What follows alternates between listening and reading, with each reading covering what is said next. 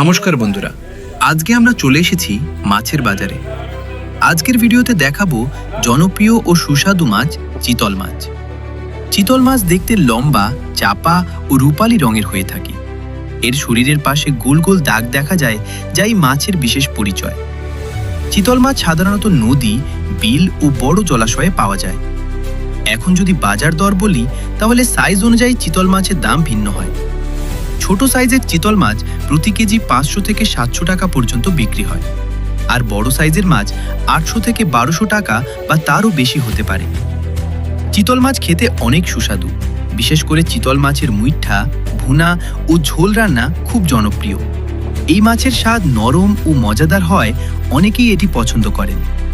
বর্তমানে বাংলাদেশে অনেক জায়গায় চিতল মাছ চাষও করা হচ্ছে। সঠিক খাবার, পরিচর্যা ও পুকুর ব্যবস্থাপনা করলে ভালো লাভ পাওয়া যায়, তাই এটি এখন লাভজনক মাছের মধ্যে একটি। আপনাদের এলাকায় চিতল মাছের দাম কত, কমেন্ট করে জানাবেন। ভিডিওটি ভালো লাগলে লাইক দিন, শেয়ার করুন এবং নতুন ভিডিও পেতে সাবস্ক্রাইব করুন। ধন্যবাদ সবাইকে।